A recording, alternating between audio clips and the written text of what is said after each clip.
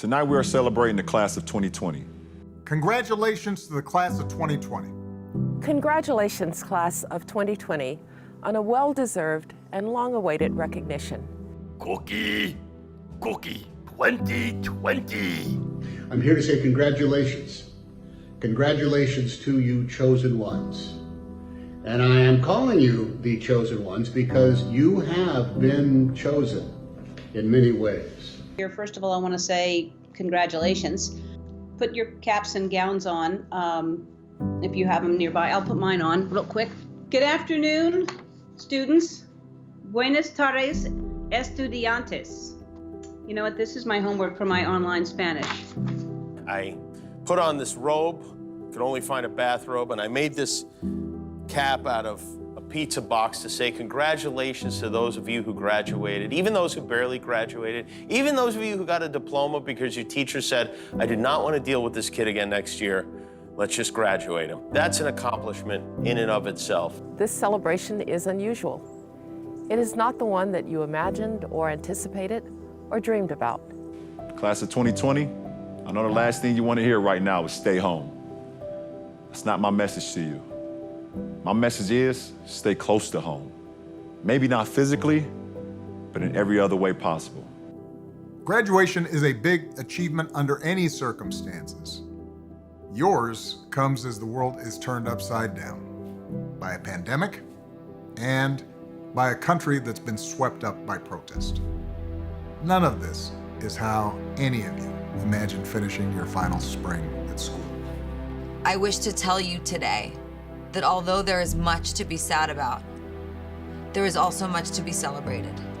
It's fair to say that your generation is graduating into a world that faces more profound challenges than any generation in decades. It can feel like everything's up for grabs right now. You have arrived here in the middle of a global crisis, a racial pandemic, and worldwide expression of outrage.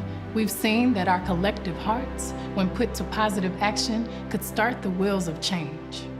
Real change has started with you, this new generation of high school and college graduates who we celebrate today.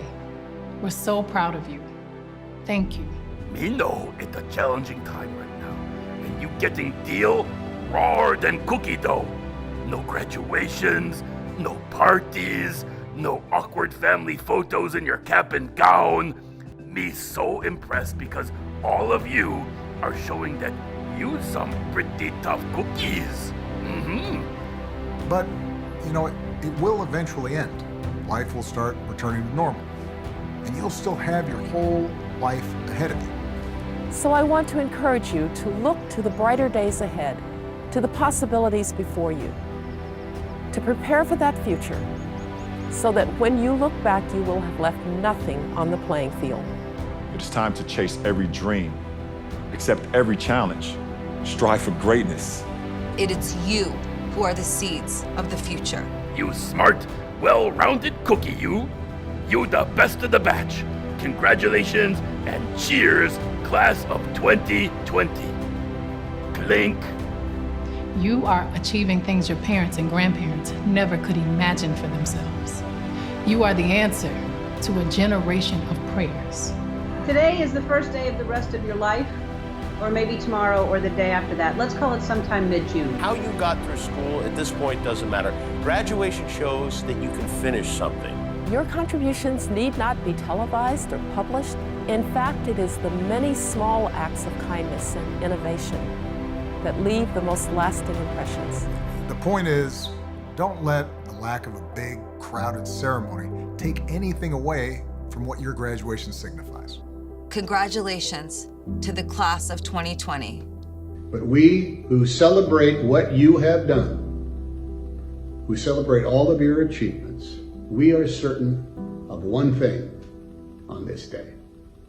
You will not let us down. Congratulations, class of 2020. I love all of you. And remember one thing, you're all kings and queens. And don't touch your face, okay? Your mother and I are very proud of you. Congratulations.